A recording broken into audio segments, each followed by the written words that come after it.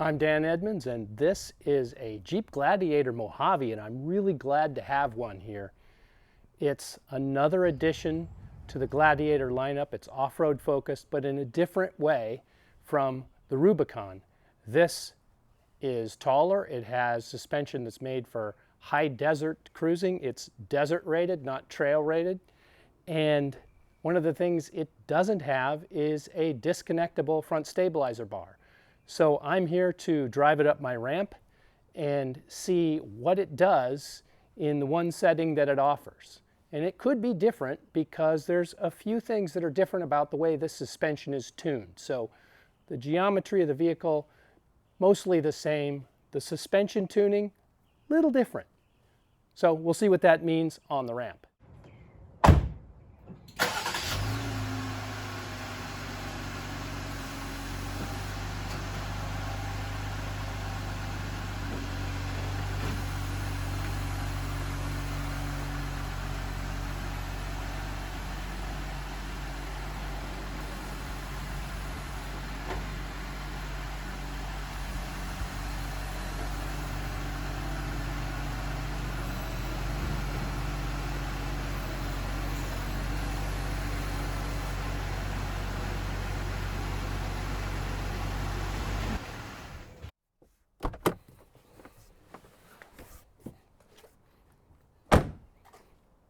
All right, it's just touching the ramp, and I've left enough room so that when I get it up there I can make my measurement. I need to have access to the left edge of the silver grating because I can register my T-square up against that nice straight surface, get a good measurement. You may have noticed that I left this little bit of blue tape here. That's from the Gladiator Rubicon with its stabilizer bar connected, which is the best matchup to the Mojave, whose stabilizer bar is connected all the time, unless you get out the tools. So we're going to see how far up this will go relative to that. Now, normally I wouldn't leave these marks here because different vehicles and different wheelbases, the amount of climb doesn't mean anything until you factor the wheelbase in.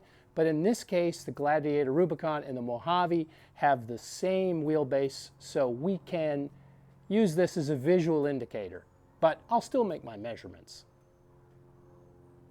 I always pause at this point because, believe it or not, there are some vehicles that can't go any further because their bodywork will contact this cheese grater before the tire gets to the ramp itself. Obviously, that's not a problem here, but you've got to have 20 degrees of approach angle to be able to approach this thing. We've got tons here, even though this has the standard bumper. The Wrangler and the Gladiator both offer a steel bumper option, which has ends that can be removed so that there's actually nothing in front of the tire itself. But obviously for this, we're good to go. So here's the stabilizer bar, and the disconnecting mechanism that isn't here is something you wouldn't be able to see. It's hidden in there. But you can see a difference here. This bar looks different in this area, and that's because the one on the Rubicon is solid, and this one is hollow. You can kind of get the impression that this is a tube that's been squeezed for tire clearance. But so if it's hollow, it's slightly less rigid than the one on the Rubicon. The wheel offset is a little bit different here on the Gladiator, and it pulls the tires out just a little bit. I think it's, I have to look it up, but it's something over 1/4 of an inch, less than 1/2 an inch, somewhere in that ballpark. And a slightly wider track width does improve the potential for RTI somewhat. Well, enough talk. Let's do this.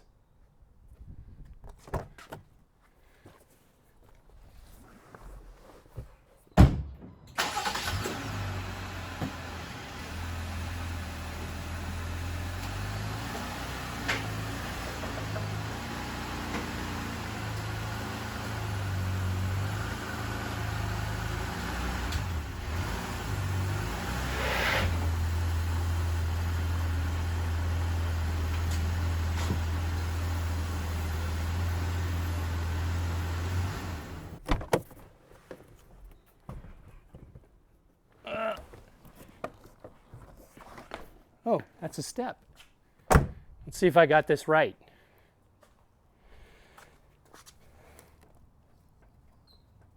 Yeah, it's just barely touching, but I can lift it up with just a couple of fingers and get daylight under the tire. We're right there. So it's time to measure. I'll take a quick check here.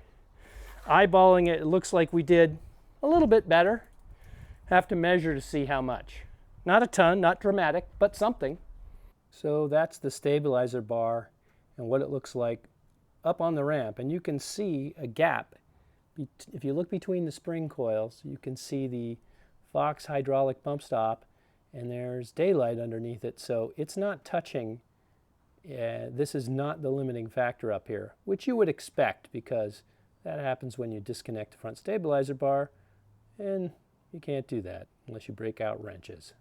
Now, if you remember, we measured this with a Gladiator Rubicon with the stabilizer bar connected and came up with 5.5 inches.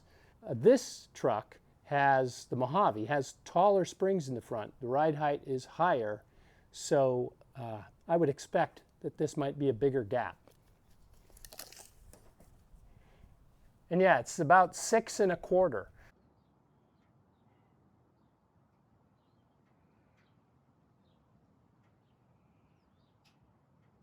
All right, time to measure. And yeah, it looks like it's a little better. Not a ton, but let's see.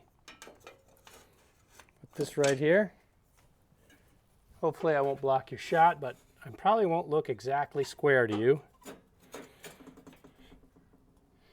The idea is to find the center of the hub and project that down to the ramp. That looks to be it right there. So a little blue tape to mark the spot, and then I'll do some measuring.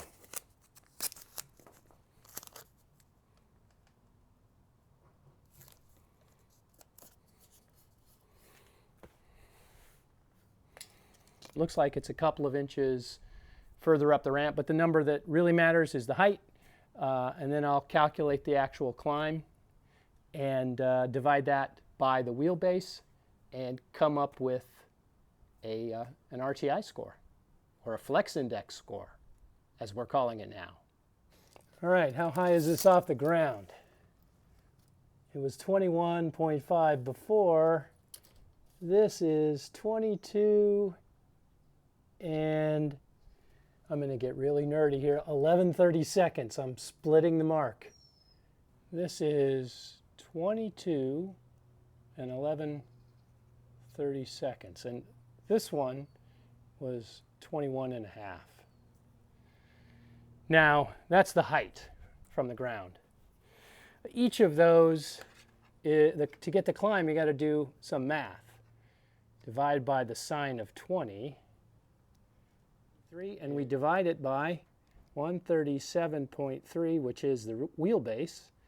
Take that number, multiply by 100, and we get, by 1,000, so I'm going to give it 10 more. There we go. 476 is the RTI score here, and this one was 458. So there's our difference. 476 for the Mojave, 458 for the Gladiator Rubicon with the stabilizer bar connected. Yes, I'm keeping track. So here's the Gladiator Mojave. So I'm going to write its score on here, 476. And that looks like I'm going to have to move this down a little bit and make some room for the Mojave to get in the middle. So yeah, only 3 measurements so far, but I'll get there. I'll fill this thing up. So anyway, why are we standing here seeing the Mojave be a little better than the Rubicon with the bar connected? Well, there's maybe a couple of reasons. I'm not sure which one matters most, or maybe they all add a little bit. One is the slightly wider wheel offset. That has a positive effect on RTI. Can't be much, but we're not looking for much.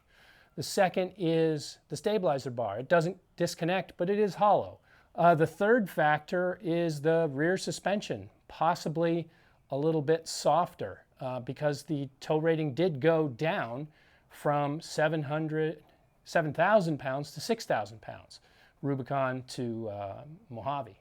So those combination of factors may have led to this admittedly small, but decent size difference. But there's one more interesting thing that we haven't touched on yet, and that is, can I climb into this thing now that it's up on the ramp? Because it's further up than the Rubicon was, but not far enough that I can use the ramp itself as a step. So let's try that. Until next time, this is Dan Edmunds.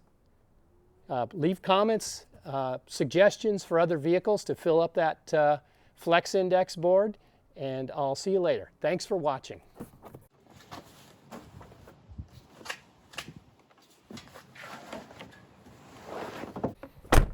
That wasn't too easy.